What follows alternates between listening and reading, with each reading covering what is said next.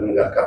ప్రభునందు ప్రియులారా, మన ప్రభువు రక్షకుడునైన క్రీస్తు యేసు పరిశుద్ధ నామములో మీ అందరికీ శుభం. 25వ తేదీ జూలై మాసము 2026 సంవత్సరం. ఈరోజు ఒక అద్భుతమైన వాగ్దానంతో నేను మీ ముందుకు వచ్చి ఉన్నాను. నిన్న హృదయం గురించి నేర్చుకున్నాం కదా. ఏంటో ఈరోజు కూడా హృదయం కోసమే నేర్చుకుంటున్నాం. నిజంగా హృదయము అనేది చాలాసార్లు నాకు అర్థం కాలేదు. కారణం ఏంటంటే హృదయము, మైండ్, మనసు, హార్ట్ ఏంటబ్బా అనిపిస్తుంది. కారణము మనము విన్న మాటలు, మనము చూసిన ప్రతి మన ముందు ఉన్న కార్యాలు, మనం నడిచి వచ్చిన అనుభవాలు. కనుక అంటే ఇవి రెండు మనకి పొత్తు కుదరక ఏమవుతుందంటే, ఒకటి మనస్సు, రెండవది హృదయం. ఒకటి విశ్వాసము, రెండవది నమ్మకం. చాలా విషయాలు కాసేపు అటంటాం, కాసేపు ఇటంటాం. కానీ ఆది నుంచి అంతం వరకు పరిశుద్ధ గ్రంథంలో హృదయము, మనసు అని చెప్పి ప్రతిసారి కూడా అటు అటు మారుతూ ఉంటుంది. ఇక ముఖ్యంగా యెహోవానగు నేను హృదయ అంతరంగాలను తొంగి చూసేవాడను. యెహోవానగు నన్ను కాక నరులను తనకు ఆధారంగా చేసుకుని నరుల మీద దృష్టి ఉంచువాడు యెహోవా మీద నుండి హృదయాన్ని తొలగించుకున్నవాడు.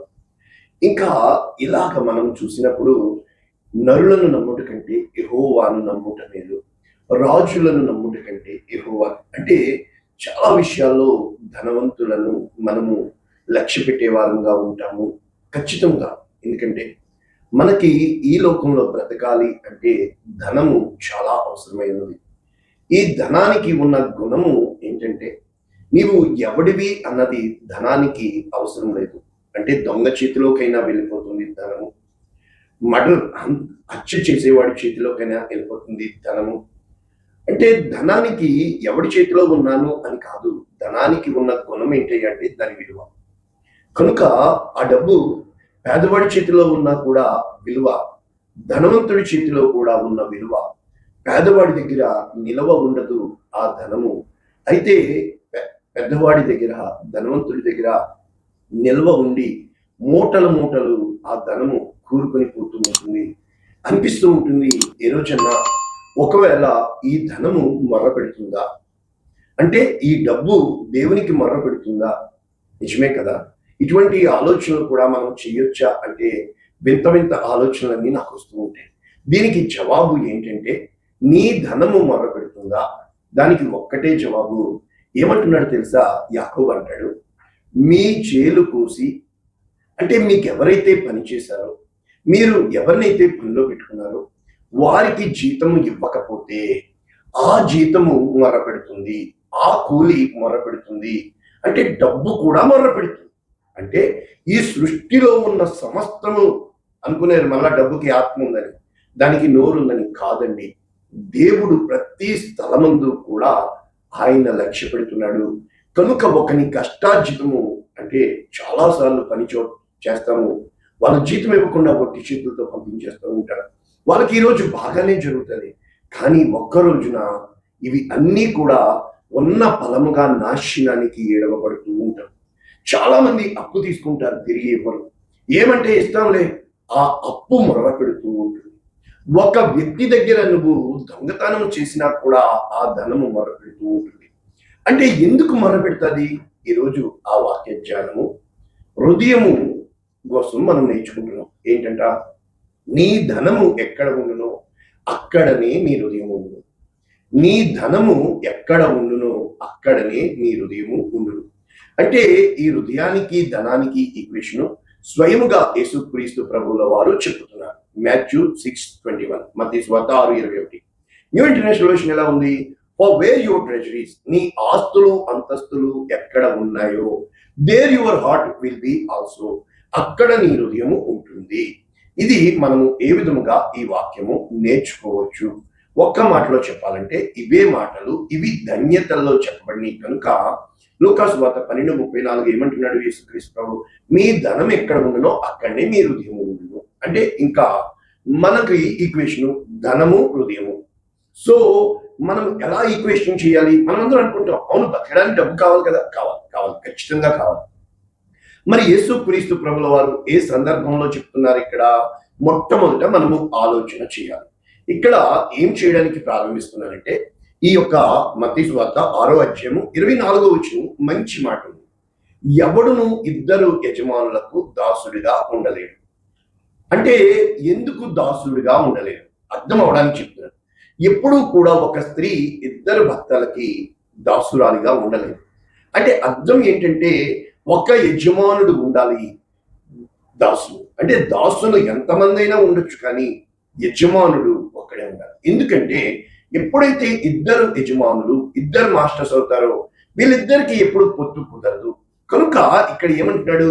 ఒకని ద్వేషించి ఒకని ప్రేమించును. ఖచ్చితంగా ఖచ్చితంగా. కనుక ఒకని పక్షమున ఉండి ఇంకొకని తృణీకరించును. కనుక మీరు దేవునికి సిరికి దాసులుగా ఉండలేరు. ఇక్కడ కూడా ఏం చెప్పబడుతుంది? దేవునికి సిరికి దాసులుగా ఉండలేరు. ఇక్కడ ఈ ఈక్వేషన్స్ అన్ని మనకి ఏం చెప్పడానికి ప్రయత్నం చేస్తున్నాడు? మీరు మీ పరలోకపు తండ్రికి బిడ్డలై ఉన్నారు కనుక ఏమి తిందుమో, ఏమి త్రాగుదుమో, ఏమి ధరించుకుందుమో అని చింతపడదు. అంటే ధనము ఈజ్వల్ యువర్ ఎవ్రీ నీడ్. ఈ మినిమం నీడ్ ఏంటి? అదే కదా, రోటీ కపడా మకాన్. అంటే ఏమి తినాలి, వస్త్రము, మరి ఏమి త్రాగాలి. అంటే మినిమం నీడ్ కూడా దేవుడు వద్దంటాడేంటి? చాలా కష్టంగా ఉంటుంది కదా. కరెక్టే. ఈ మధ్యకాలంలో ఆలోచిస్తూ, ప్రభా, ఇశ్రాయేలీలు ప్రయాణమయ్యారు. అయితే వాళ్ళు ఏమనుకున్నారు? అన్ని వస్తువులు, సరుకులు, తర్వాత గుడ్లు, గొర్రెలు, పశువులు అన్ని పట్టుకుని బయలుదేరారు. వస్తువులు పోనివ్వం కదా. అయితే దేవునికి వారు బయలుదేరక ముందే, వారు బానిసత్వముకు వెళ్ళక ముందే అబ్రహాంతో చెప్తాడు, నీ యొక్క సంతానము 430 సంవత్సరాలు ఐగుప్తీయులకి దాసులుగా ఉంటారు. ఆ తర్వాత నేను గొప్ప విజయాన్ని ఇచ్చి వారిని తీసుకొని వస్తాను కనాన్ దేశానికి. అంటే మనము తల్లి గర్భములో రూపించక ముందే మన తాత ముత్తాతలకి దేవుడు మన పక్షాన చెప్పి ఉన్నాడు. అంటే దేవుడు మన పట్ల ప్రణాళిక. అదేంటండి ఈ రోజుల్లో ఇది సాధ్యమా? నేను ధైర్యముగా రుచి చూచి అనుభవంతో వచ్చి, నేను నడిచి వచ్చి చిల్లి గవ్వ చేతిలో లేనప్పుడు దేవుడు హృదయానికి విలువ ఇస్తున్నాడు. అంటే నీ హృదయంలో నేను దేవునికి ఇస్తున్నాను, నా హృదయము దేవుడిది. అన్నింటికంటే కష్టమైనది ఏంటంటే సామెతల గ్రంథము 4వ అధ్యాయము 23వ వచనం, నీ హృదయములో నుండి జీవ జలధారలు బయలుదేరు. అన్నింటికంటే ముఖ్యంగా నీ హృదయమును భద్రంగా. అంటే అర్థం ఏంటంటే నీ ఆలోచించే విధానం, నీ చూసే విధానం, నువ్వు చేసే విధానం. ఎప్పుడైతే నేను ఇది దేవునికి ఇస్తున్నాను, దేవుడు నాకు 1000 ఇస్తాడు అని కాదు సుమా, దేవుడు నాకు ఇచ్చిన దాంట్లో నేను ఏమాత్రము ఇస్తున్నాను. ఇది ఇచ్చాడే దేవుడు, నాకు ఎంత ఇచ్చాడే దేవుడు, నాకు ఆరోగ్యం ఇచ్చాడే దేవుడు. అంటే నువ్వు దేవుణ్ణి హృదయమును బట్టి ఘనపరుస్తున్నావు, దేవుణ్ణి హృదయాన్ని బట్టి స్తుతిస్తున్నావు, దేవుణ్ణి నీ అంతరంగాన్ని బట్టి స్తుతిస్తున్నావు, దేవుణ్ణి దేవునిగా మహింపరుస్తున్నావు. నీవు ఎలాగ పోగొట్టుకున్నావో అలాగే తిరిగి పొందుకుంటావు. నేను ఎలా ఇచ్చానో అలాగే తీసేసుకుంటాను. కనుక యోబు ఏమంటున్నాడు? యెహోవా ఇచ్చెను, యెహోవా తీసుకున్నాను, నేనేమీ ఈ లోకంలోనికి తేలేదు. కనుక తిమోతికి రాసిన మొదటి పత్రిక 6వ అధ్యాయంలో ఈ విధంగా పౌలు చెబుతూ ఏమంటున్నాడు? సో సింపుల్, మనము ఈ లోకంలోనికి ఏమీయూ తేలేదు, ఏమీయూ తీసుకుని పోము. 7వ వచనం, 6వ వచనం ఏమంటాడు? సంతుష్ట సహితమైన దైవభక్తి. అంటే నువ్వు దేవుణ్ణి నమ్ముతున్నావు అంటే ఆయన నీకు ఒకవేళ అవసరమై ఉంటే, కానీ దేవుడు ఏమంటున్నాడు? ధనవంతుల ఇళ్లలో ఉన్న వారిని పుట్టించట్లా, గుణవంతుల ఇళ్లలో దేవుని బిడ్డల్ని పుట్టిస్తాను అంటున్నాడు. అంటే పెంట కుప్పల మీద ఉన్న వారిని సైతము ధనవంతులను గద్దెదించి గర్విష్ఠులు, అంటే అన్నము వస్త్రము కలిగిన వారమే. ఎప్పుడైతే దేవుడు ఇచ్చాడు, దేవుడు చేస్తాడు, దేవుడు సమస్తము చేస్తాడు, కనుక ఎప్పుడూ కూడా ఎదుటివాన్ని వాడి స్టేటస్, అంటే ఆ ధనాన్ని బట్టి, వాడి యొక్క వస్త్రాలని బట్టి, వాడి యొక్క ప్రవర్తన తీరు. ధనవంతుడు దురుసుగా ఉంటాడు, పేదవాడు బతిమలాడుకుంటాడు. కనుక ధనవంతులగుటకు అపేక్షించువారు శోధనలోను, ఊరిలోను, అవివేకయుక్తములు, హానికరములు, దురాశ. కనుక ఈ దురాశ ఏం చేస్తుంది అంటే పాపం కాదు, ధన ఆపేక్ష సమస్తమైన కీడునకు మూలం. ఎప్పుడైతే నువ్వు ధనాన్ని లక్ష్య పెడతావో నీవు గుణాన్ని పోగొట్టుకుంటావు. ఎందుకని యాకోబు గారు ఒక్క మాటలో చెప్పేస్తున్నారండి, ప్రతి వాడు తన స్వకీయమైన దురాశ చేత, అంటే మనీ కాలిక్యులేటర్. నువ్వు ప్రతి దాన్ని డబ్బుతో కాలిక్యులేట్ చేస్తావు. నువ్వు డబ్బుతో కాలిక్యులేట్ చేస్తే ఎదుటివాడిని ఎలా ప్రేమించగలవు? నువ్వు డబ్బుతో కాలిక్యులేట్ చేస్తే ఎవరికి విలువ ఇవ్వగలవు? అంటే అంటే చిన్న బాధలు చెప్పుకోవాలి కదా. జీతం లేకపోతే మనిషికి విలువ ఉండదు, పాకెట్లో డబ్బు లేకపోతే మనిషికి విలువ ఉండదు. కానీ నీకు ఒకటి తెలుసా, నీ పాకెట్లో ఎంత డబ్బు ఉందో నీకు లెక్కెట్టుకోగలవు, కానీ దేవుడు ఎంత జీవితకాలం నీకు నిర్ణయించాడో అది నీ చేతుల్లో లేదు. అందుకే ధనవంతునితో ఓ ఈ వెరివాడా, ఈ రోజు నువ్వు ఎంత సంపాదించావే, ఈ రోజే నేను నీ ప్రాణం తీసుకుంటున్నాను, ఇవి నేను ఎవరికి ఇస్తానో నీకు తెలుసా అంటే చెప్పడానికి బాగానే ఉంటాయండి పాస్టర్ గారు, మాకు తెలియదు ఏంటండి, మేము డబ్బు లేనప్పుడు ఎంత హీనంగా చూస్తారో. ఎవడు చెప్పాడు హీనంగా చూసాను? హీనంగా చూస్తారు. అప్పుడు నీ హృదయము దీన స్థితిలో ఉండాలి తప్ప దరిద్రంలో ఉండకూడదు. దీన స్థితి అంటే ఏంటంటే, ప్రభా అలా హీనంగా చూస్తారు చూడండి ప్రభా, నువ్వు ఇవ్వలేదు, దాంట్లో ఏముంది ప్రభా? సారాకి దేవుడు బిడ్డలను ఇవ్వలేదు కనుక, హన్నాకి దేవుడు బిడ్డల్ని ఇవ్వలేదు కనుక, రాహేలుకి దేవుడు బిడ్డ, God didn't give, what should we do? Call him, ask him, ఆయన పిలవండి. ఆయన అదే కదా ఆయన చెప్తుంది, నన్ను అడుగు నేను నీకు ఇస్తాను జనములను స్వాస్థ్యముగా భూమి. అంటే ఎలా ఉంటుందంటే logic, God is expecting from you, that's why he didn't want to give you. దేవుడు నీ నుండి ఆశిస్తున్నాడు కనుక నీకు ఇవ్వాల. ఆయన శాసించడం లేదు, కానీ మనుషులు శాసిస్తారు. ఆశిస్తుంది దొరకనందువలన. ఏ రోజునైతే నువ్వు ఆశిస్తుంది శాసించమాక దేవుణ్ణి వేడుకో. కనుక ప్రతి వాడు స్వకీయమైన దురాశ చేత ఇరువబడి మరులు కొల్పబడిన వాడై శోధింపబడును. కనుక దురాశ గర్భమును ధరించి గ్రీడీనెస్, లోభత్వము అంటే ఏంటి? డబ్బు. ప్రతిదీ డబ్బును బట్టే విలువ. నా ఎద్దుకు వచ్చే వాళ్ళకి నేను ఒకటే చెప్తాను, మీరు వాళ్ళ పేదవాళ్ళని కౌంట్ చేయకండి, వాళ్ళ గొప్పలు. అంటే అర్థం ఏంటంటే ఎదుటివాడిని చిన్న చూపు, ఎదుటివాడిని తృణీకరము. అంటే నువ్వు ఎప్పుడూ కూడా నీ పక్కనున్న వాడితో పోల్చుకుంటున్నావు సుమా.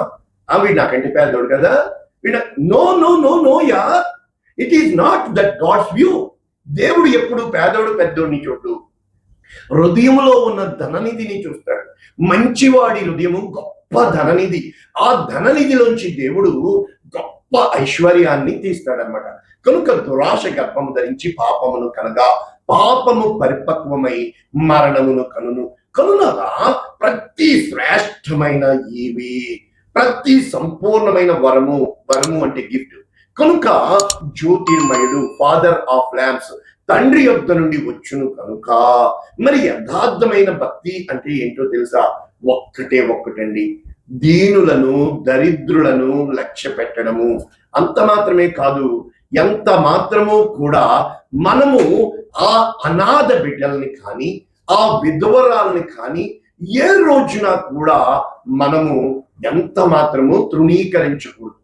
ఏ రోజున అయితే ఆ అభాగ్యులను, అనాథలను, ఆ విధవరాండ్రని, ఆ పేదవారిని నీవు ఆదరించేవాడుగా ఉంటావో, అందుకనే కీర్తనలో 62:10 బలాత్కారమందు నమ్మిక ఎంచుకుని దోచుకున్నట్టు చేత గర్వపడు, బలవంతం చేత చేపిస్తాం. ఎందుకు చేయడు? నేను చెప్పాను నువ్వు చేయాల్సిందే, నువ్వు కావడం. కానీ పేదోడు ఏం చేస్తాడు? చేస్తే తప్పదు, వాడు పేదోడు కొట్టేస్తున్నావు అంటే నువ్వు బలాత్కారం చేస్తున్నావు. It's rape. అంటే ఒక వ్యక్తిని బలవంతంగా చేపిస్తున్నావు నువ్వు ఆ పని. కనుక దోచుకున్నట్టు చేత గర్వపడకుడి, ధనము హెచ్చినను లక్ష్య పెట్టకుడి. ఎందుకని? సమస్తము నాది అని దేవుడు చెప్తున్నాడు. అదేంటండి మరి మా దరిద్రం? ఎప్పుడు దరిద్రము అని చెప్పకండి. దేవుడు నీకు ఇవ్వలేదు అంటే నువ్వు ఇష్టం లేదు అని కాదు, వాళ్ళకి ఇచ్చాడంటే నువ్వు కష్టమని కాదు. దేవుడు నిన్ను పరీక్ష పెడుతున్నాడు. నీవు దేవుని మీద ఓర్పుగా, దేవుని కొరకు లక్ష్యం ఉంచి, దేవుని మీద ఆధారపడి. కనుక ఇక్కడ మత్తయి సువార్త 19:21 ఒక ధనవంతుడు యేసు ప్రభువు వద్దకు వచ్చి, యేసయ్యా, మంచివాడా, బోధకుడా, నేను పరిపూర్ణుడవుటకు అన్నీ చేస్తున్నానంటాడు. అప్పుడు యేసయ్య చెప్తాడు, పోయి నీ ధనమును అమ్మి బీదలకిమ్ము, నీవు నన్ను వచ్చి వెంబడించు. అంటే ఉన్నదంతా ఇచ్చేమనా? కావచ్చు. అంటే అర్థం ఏంటంటే ఆ యవ్వనస్తుడు మిగులు ఆస్తి గలవాడు కనుక చనుక్కుంటూ వెళ్ళిపోయాడు. ధనవంతుడు పరలోక రాజ్యము. అంటే అదేంటండి? ధనం మళ్ళా చెప్తున్నారు. ఇప్పుడు మేము ఫ్లైట్ టికెట్ కొనాలంటే డబ్బులు కావాలి. అంటే తిండి కోసం బ్రతకడం వేరే, ధనము కోసం బ్రతకడం వేరే. ఎప్పుడైతే నీకు బ్రతకడానికి డబ్బు కావాలి కానీ బ్రతుకే ధనము కాకూడదు, కనుక ధనాన్ని బట్టి విలువిస్తూ ఉంటారు.